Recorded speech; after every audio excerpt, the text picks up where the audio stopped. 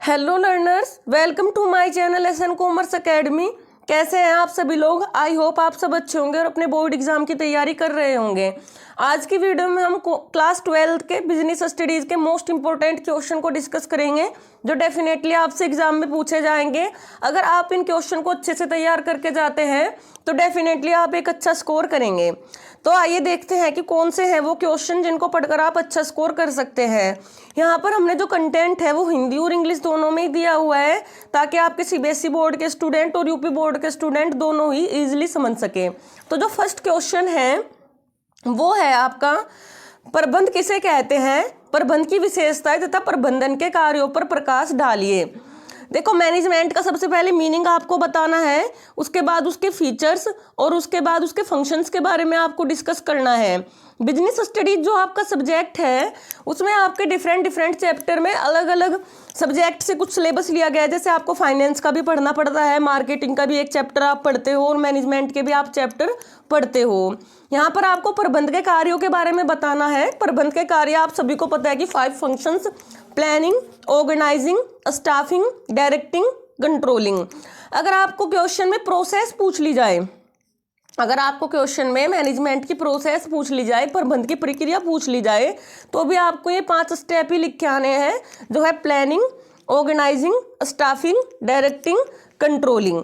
और जो ये 5 फंक्शंस हैं मैनेजमेंट के, मोस्ट इंपॉर्टेंट टॉपिक हैं। इनफैक्ट आपको इन 5 फंक्शन पर एक अलग अलग चैप्टर भी दिए हुए हैं, तो आपको 5 फंक्शंस की प्रोसेस भी पढ़कर जानी है। जैसे प्लानिंग की प्रोसेस, स्टाफिंग की प्रोसेस, ऑर्गेनाइजिंग की प्रोसेस, डायरेक्टिंग की प्रोसेस और कंट्रोलिंग की प्रोसेस। इन 5 फंक्शंस के बारे में आपको डिटेल में पढ़ के जाना है। तो नेक्स्ट आपका क्वेश्चन है वो है क्वेश्चन नंबर 2, प्रबंध के सिद्धांत का अर्थ बताइए और प्रबंध के प्रमुख सिद्धांतों की व्याख्या कीजिए। Explain the meaning of management theory. Management theory के बारे में आपको बताना है और जो मेन प्रिंसिपल्स हैं मैनेजमेंट के, उनको आपको एक्सप्लेन करना है। देखो, जो मैनेजमेंट के प्रिंसिपल्स हैं वो आपका मोस्ट इंपॉर्टेंट टॉपिक है और आपको एग्जाम में ज़रूर पूछा जाएगा। कई बार इस क्वेश्चन को अलग से 14 प्रिंसिपल ऑफ हेनरी फ्योल के नाम से भी पूछ लेते हैं। देखो, जो आप लोगों के सिलेबस में है वो 2 ही थिंकर्स के बारे में दिया हुआ है, एफ.डब्ल्यू. टेलर और हेनरी फ्योल। मेक श्योर आप दोनों के बारे में ही पढ़कर जाएं, क्योंकि आपको या तो टेलर के बारे में भी अलग से पूछा जा सकता है और मोस्ट प्रोबेबली आपको हेनरी फ्योल के बारे में पूछा जाएगा। अगर आपको डायरेक्ट सिद्धांत कहकर क्वेश्चन पूछते हैं तो आप दोनों के बारे में लिख सकते हो। जो आपका थर्ड मोस्ट इंपॉर्टेंट क्वेश्चन है वो है, व्यावसायिक पर्यावरण का अर्थ बताइए। व्यावसायिक पर्यावरण कितने प्रकार का होता है, व्याख्या कीजिए। Explain the meaning of business environment and types of business environment. देखो, बिजनेस इन्वायरमेंट आप सभी को पता है कि जिस वातावरण में एक बिजनेस ऑपरेट कर रहा होता है उसे हम बोलते हैं बिजनेस इन्वायरमेंट। इसमें आपके कस्टमर, कॉम्पिटिटर्स सभी आ जाते हैं, मतलब सराउंडिंग्स बिजनेस के जो भी है वो सब बिजनेस इन्वायरमेंट में आ जाता है। देखो, बिजनेस इन्वायरमेंट 2 टाइप का होता है, माइक्रो एंड मैक्रो। माइक्रो मतलब आपका इंटरनल इन्वायरमेंट, ठीक है, और मैक्रो मतलब आपका एक्सटर्नल इन्वायरमेंट। आपको दोनों के बारे में ही पढ़ के जाना है, दोनों के फैक्टर्स को पढ़ के जाना है। आपको कस्टमर के बारे में उसमें पढ़ने को मिलेगा, कॉम्पिटिटर के बारे में पढ़ने को मिलेगा, इकोनॉमिक इन्वायरमेंट आप पढ़ोगे, पॉलिटिकल पढ़ोगे। तो आपको इस क्वेश्चन को अच्छे से करके जाना है। नेक्स्ट आपका 4th क्वेश्चन जो काफ़ी इंपॉर्टेंट है एग्जाम पॉइंट ऑफ व्यू से, वो है नियोजन का अर्थ बताइए। देखो, नियोजन को इंग्लिश में बोलते हैं प्लानिंग, तो आपको प्लानिंग का मीनिंग बताना है। सिंपल सी बात है, जो मैनेजमेंट के 5 फंक्शंस आप पढ़ोगे वहाँ पे भी आप प्लानिंग के बारे में उसका मीनिंग पढ़ोगे। अब नियोजन की प्रकृति भी आपको बतानी है। प्रकृति का मतलब नेचर, या फिर आपको विशेषताओं के नाम से भी पूछा जाए तो एक ही बात है। जैसे कि आपको प्रकृति, विशेषताएं अगर पूछा जाता है तो आपको सेम ही पॉइंट लिखने होते हैं, एक ही मतलब इन दोनों वर्ड का होता है। तो नेचर पूछा जाए या फीचर्स पूछा जाए तो आपको सेम ही पॉइंट लिखकर आने हैं। तो आपको प्लानिंग का मीनिंग बताना है और प्लानिंग के फीचर्स बताने हैं। देखो, प्लानिंग नॉर्मली क्या होता है, फ्यूचर के लिए की जाती है, भविष्य के लिए प्लानिंग की जाती है। प्लानिंग में आप अनुमान लगाते हो। देखो, हम सभी अपने रोज के रूटीन में कुछ ना कुछ प्लान करते हैं, जैसे हमें कहीं जाना है तो हम प्लानिंग करेंगे, हमारे बोर्ड एग्ज़ाम है तो उनकी तैयारी के लिए हम प्लानिंग करेंगे, उसके लिए हम टाइम टेबल बनाएंगे। तो हम नॉर्मली भविष्य के लिए कुछ ना कुछ प्लान आए रोज करते ही है। तो नॉर्मली प्लानिंग भविष्य के लिए होती है। अच्छी रिजल्ट लाने के लिए आप प्लानिंग करते हो तो आपको प्रकृति के बारे में प्लानिंग की बता के आना है। इसमें से आपको किसी भी क्वेश्चन को रटना नहीं है, सिर्फ एक बार ध्यान से पढ़ना है, उसके बाद आप अपने वर्ड्स में अच्छे से कन्वर्ट करके लिख सकते हो। तो ये 4 क्वेश्चन आपने देखे। नेक्स्ट आपके जो नेक्स्ट स्लाइड पर क्वेश्चन दिए हुए हैं वो है आपका क्वेश्चन नंबर 5। क्वेश्चन नंबर 5 जो है आपका वो भी आपका प्लानिंग से रिलेटेड ही है। नियोजन से आप क्या समझते हैं? प्लानिंग का मीनिंग जो आपने पहले क्वेश्चन में भी देखा, नियोजन की प्रक्रिया यानी प्रोसेस ऑफ प्लानिंग, और योजनाएं कितने प्रकार की होती हैं यानी टाइप्स ऑफ प्लानिंग। देखो नियोजन नॉर्मली प्लानिंग का मीनिंग आपको बताना ही है। प्रक्रिया नियोजन की प्रक्रिया तो आपको जो मैनेजमेंट के 5 फंक्शंस है सभी की पढ़ के जानी है, ठीक है। उसके बाद आपको योजनाओं के प्रकार बताने हैं, जैसे short term plan, long term plan, budget, programme, policy, ये सब टाइप्स आपको एक्सप्लेन करने हैं। जो आपका टॉपिक है प्लानिंग, अगर आपको इसे डिटेल में पढ़ना है तो हमारे चैनल पर इसकी लॉन्ग वीडियोस भी अपलोड की गई है, आप उन्हें एक बार देख सकते हैं। आप मैनेजमेंट की प्लेलिस्ट चेक कर सकते हैं, उसमें मोस्टली आपको ये सभी टॉपिक मिल जाएंगे। और अगर रही बात मार्केटिंग की तो उसके लिए आप मार्केटिंग की प्लेलिस्ट चेक कर सकते हैं। नेक्स्ट आपका जो क्वेश्चन है वो है नियंत्रण का अर्थ बताइए। देखो नियंत्रण मतलब कंट्रोलिंग, कंट्रोलिंग का मीनिंग आपको बताना है, उसकी विशेषताएं बतानी है, और नियोजन और नियंत्रण के बीच संबंध को आपको बताना है। Relationship between planning and controlling आपको एक्सप्लेन करना है। नेक्स्ट क्वेश्चन भी आपका नियंत्रण के ऊपर ही है, कंट्रोलिंग के ऊपर ही है। नियंत्रण का महत्व, आपको इंपॉर्टेंस भी कंट्रोलिंग की बतानी है। देखो कंट्रोलिंग बिजनेस का एक मोस्ट इंपॉर्टेंट फंक्शन है। विदाउट कंट्रोल आप अपने बाकी फंक्शंस को भी अच्छे से ऑपरेट नहीं कर पाओगे। जैसे कि आपको सबको पता ही है नियंत्रण अनुशासन क्या होता है। आप सभी कॉलेज में जाते हो या आपकी फैमिली में आप बोलते हो कि हमारे पेरेंट्स का हमारे ऊपर बहुत कंट्रोल है, हमारे घर में कंट्रोल ज़्यादा है। तो मतलब आप जो भी काम करते हो उसमें कंट्रोलिंग का होना ज़रूरी है। आपके एक्टिविटीज़ को एक सही डायरेक्शन में ले जाने के लिए कंट्रोलिंग का होना ज़रूरी है। बाकी आपको नियंत्रण की प्रोसेस भी पढ़नी है, process of controlling. Process of controlling normally मैं आपको एक ओवरव्यू बता देती हूँ कि आप एक स्टैंडर्ड सेट करोगे जहाँ पर आपको पहुँचना है, उसके बाद आप परफॉर्म करोगे और फिर मेजर करोगे कि जो आपने स्टैंडर्ड या गोल सेट किया था आप वहाँ तक पहुँच पाए या नहीं। ये आपकी प्रोसेस रहती है कंट्रोलिंग की। इसमें 4-5 स्टेप आते हैं, वो आप देख लीजिएगा। जो नेक्स्ट आपका क्वेश्चन है क्वेश्चन नंबर 8, ये आपका मार्केटिंग वाले चैप्टर से क्वेश्चन मैंने लिया है। विपणन से आप क्या समझते हैं? What do you understand by marketing? विपणन की विभिन्न विशेषताओं पर प्रकाश डालिए। आपको विपणन के अलग अलग फीचर्स के बारे में बताना है, उसके कैरेक्टरिस्टिक के बारे में बताना है। विपणन की विभिन्न अवधारणाओं की व्याख्या कीजिए। अवधारणाओं का मतलब है कंसेप्ट ऑफ मार्केटिंग। देखो कंसेप्ट ऑफ मार्केटिंग जो टॉपिक है इसमें आप मार्केटिंग के 4-5 कंसेप्ट पढ़ते हो, जैसे प्रोडक्शन कंसेप्ट, उत्पादन अवधारणा इसको हिंदी में बोलते हैं, product concept, selling concept, marketing concept. उसके बाद आप पढ़ते हो सोसाइटल मार्केटिंग कंसेप्ट और रिलेशनशिप मार्केटिंग कंसेप्ट। देखो इस टॉपिक के दो नामों से पूछा जा सकता है, या तो आपको पूछा जा सकता है विपणन की अवधारणाएं बताओ, या आपको पूछा जा सकता है इवोल्यूशन ऑफ मार्केटिंग, मतलब मार्केटिंग कैसे कब कहाँ से शुरू हुआ। तो आपको कुछ भी पूछा जाए आपको सेम ये अपने 5 कंसेप्ट ही लिखे आने हैं। तो ये आपका मोस्ट इंपॉर्टेंट क्वेश्चन है, जरूर से पढ़ के जाइएगा। Characteristic and concept of marketing. Next जो आपका क्वेश्चन है क्वेश्चन नंबर 9, ये भी आपका मार्केटिंग का ही क्वेश्चन है।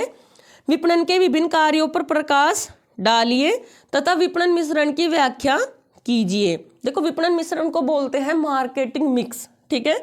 जो मेघारती ने आपको दिया था इसमें हम 4 P's की बात करते हैं, या सर्विस मार्केटिंग को देखें तो 7 P's की हम इसमें बात करते हैं। Product, price, place, promotion. Product, price, place, promotion. अगर आपको इस टॉपिक को डिटेल में पढ़ना है तो आप लॉन्ग वीडियो भी हमारी मार्केटिंग की प्लेलिस्ट में चेक कर सकते हैं। और विपणन के कार्यों पर प्रकाश डालिए, आपको यहाँ पर मार्केटिंग के फंक्शंस बताने हैं। जैसे नॉर्मली मार्केटिंग से क्या होता है, आपकी सेल्स इंक्रीज होती है और आपका रिवेन्यू बढ़ता है, आपके प्रोडक्ट की अवेयरनेस पब्लिक में बढ़ती है। तो ये सब आपके मार्केटिंग के फंक्शंस हैं, इनको भी आपको एक्सप्लेन करना है। नेक्स्ट जो आपका मोस्ट इंपॉर्टेंट क्वेश्चन है वो फाइनेंस से आपका लिया हुआ है। पूंजी संरचना का अर्थ बताइए और पूंजी कितने प्रकार की होती है ये आपको बताना है।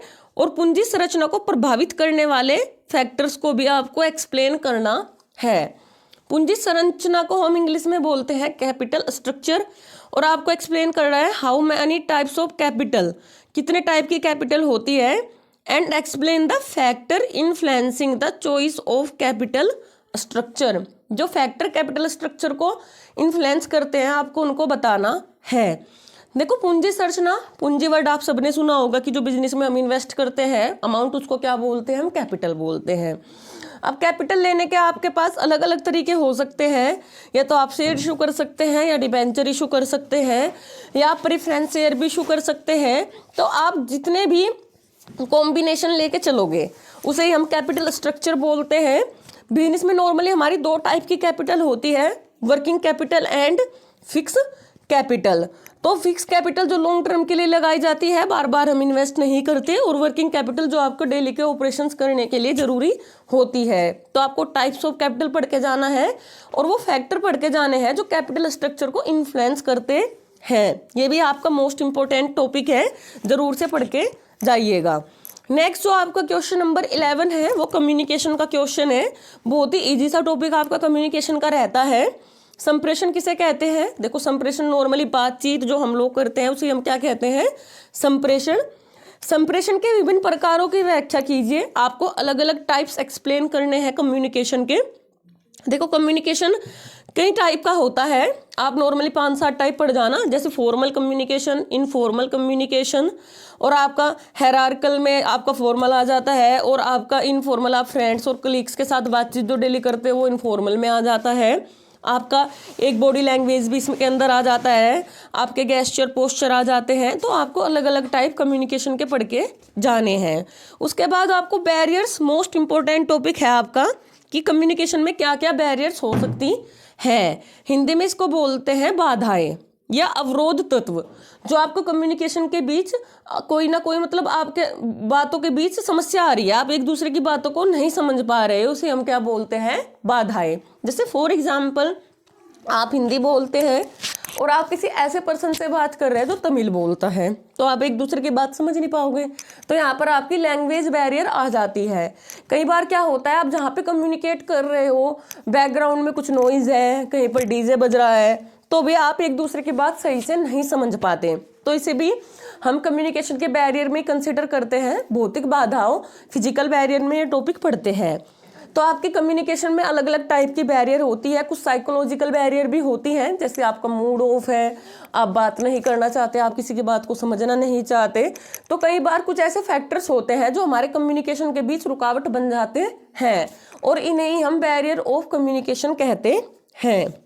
ये टॉपिक आपको अच्छे से करके जाना है। नेक्स्ट आपका जो मोस्ट इंपॉर्टेंट क्वेश्चन है, समन्वय का अर्थ। देखो समन्वय को हम इंग्लिश में बोलते हैं कोऑर्डिनेशन, ठीक है, तालमेल बनाकर चलना, और इसकी विशेषताएं आपको बतानी है और इसकी इंपॉर्टेंस भी आपको पढ़ के जानी है। नेक्स्ट आपको जो क्वेश्चन है वो है नेतृत्व का अर्थ बताइए। नेतृत्व नॉर्मली इंग्लिश में इसको क्या बोलते हैं? Leadership. Explain the meaning of leadership and नेतृत्व की विभिन्न शैलियों की व्याख्या कीजिए। इंग्लिश में क्या बोलेंगे आप? Describe the different styles of leadership. Leadership के अलग अलग स्टाइल्स के बारे में बताइए। देखो लीडर के बारे में आप सभी जानते हो, आपने पढ़ा होगा, ठीक है। लीडरशिप स्टाइल्स क्या होते हैं? आप अलग अलग लीडर देखते हो, ठीक है, सबका काम करने का तरीका अलग होता है। तो इसे हम किस टॉपिक के अंदर पढ़ते हैं? स्टाइल्स ऑफ लीडरशिप, नेतृत्व की शैलियाँ। फॉर एग्जाम्पल आपके जो प्रेजेंट हमारे प्राइम मिनिस्टर हैं वो है नरेंद्र मोदी, आप दूसरे साइड एक लीडर देख लेते हो, डॉक्टर मनमोहन सिंह, जवाहरलाल नेहरू, तो सबका काम करने का तरीका अलग अलग है, तो इनके लीडरशिप स्टाइल सबके अलग अलग हैं। देखो एक स्टाइल होता है आपका ऑटोक्रेटिक स्टाइल, डेमोक्रेटिक स्टाइल, ठीक है। ऑटोक्रेटिक स्टाइल को तानाशाही बोल देते हैं, इसमें आप हिटलर का एग्जाम्पल पढ़ते हो। हिटलर कैसा लीडर था? एक तानाशाह लीडर था। तो अलग अलग टाइप के लीडर होते हैं, आपको अलग अलग लीडरशिप स्टाइल पढ़ के जाने हैं। नेक्स्ट आपका कुछ कोऑपरेटिव स्टाइल भी इसमें आ जाता है, जो सहयोगी आपके लीडर होते हैं, जो अपने फॉलोवर्स के साथ अच्छा कोऑर्डिनेशन करके चलते हैं। तो आपको लीडरशिप का मीनिंग, उसके फीचर्स, कई बार आपको अगर पूछा जाता है तो क्वेश्चन एक अच्छे लीडर के गुण बताइए, तो मोस्ट सिंपल क्वेश्चन है, एक अच्छा लीडर कैसा होना चाहिए, हमारा नेता कैसा हो, तो आप उसमें वो एक्सप्लेन कर सकते हो। नेक्स्ट आपका जो मोस्ट इम्पोर्टेंट क्वेश्चन है वो है SEBI, security exchange board of India. उसके उद्देश्य आपको बताने हैं और उसके कार्य भी आपको बताने हैं। सेबी के बारे में आपको पढ़ के जाना है। नेक्स्ट आपके 2 क्वेश्चन और हैं, वो है आपका वित्तीय प्रबंध का अर्थ बताइए। वित्तीय प्रबंध, फाइनेंशियल मैनेजमेंट, ठीक है, फाइनेंस वाले टॉपिक से आपका ये क्वेश्चन है। वित्तीय प्रबंध की इंपॉर्टेंस आपको बतानी है और वित्तीय निर्णय कितने प्रकार के होते हैं ये आपको बताना है, ठीक है। फाइनेंशियल मैनेजमेंट, बिजनेस में फाइनेंस को मैनेज करके चलना, इंपॉर्टेंस आपको उसकी बतानी है। और फाइनेंशियल डिसीजन कितने टाइप के होते हैं वो आपको एक्सप्लेन करना है। नॉर्मली आपके 3 टाइप्स के फाइनेंशियल डिसीजन होते हैं, इन्वेस्टमेंट डिसीजन, और आपका एक आ जाता है इसमें फाइनेंसिंग डिसीजन। तो आपको अलग अलग टाइप के फाइनेंशियल डिसीजन पढ़ के जाने हैं। नेक्स्ट आपका क्वेश्चन नंबर 17 है, मुद्रा बाजार एवं पूंजी बाजार में अंतर बताइए। मनी मार्केट के बारे में पढ़ के जाना है आपको और कैपिटल मार्केट के बारे में भी पढ़ के जाना है, दोनों में डिफरेंस पढ़ के जाना है। आई होप सबको पता ही होगा कि मुद्रा बाजार क्या होता है, शॉर्ट टर्म, और कैपिटल मार्केट क्या होता है, लॉन्ग टर्म। इसके बारे में आपको अच्छे से पढ़ के जाना है। ये आपके लॉन्ग क्वेश्चंस है जिनको आपको लॉन्ग पर्सपेक्टिव से पढ़ के जाना है।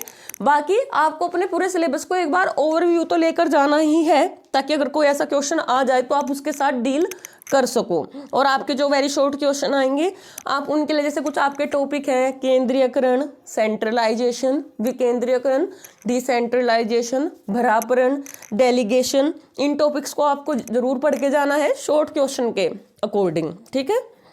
तो आपको अगर ये सभी क्वेश्चन आप एग्जाम में पढ़ के जाओगे तो आई होप आप सभी अच्छा स्कोर करोगे। अगर आपको वीडियो इन्फॉर्मेटिव लगी हो प्लीज़ लाइक एंड सब्सक्राइब, और कॉमर्स स्ट्रीम से रिलेटेड और नॉलेज के लिए आप हमारे चैनल को सब्सक्राइब कर लीजिए। यहाँ पर ऐसी इन्फॉर्मेटिव वीडियो आती रहती हैं। Thank you.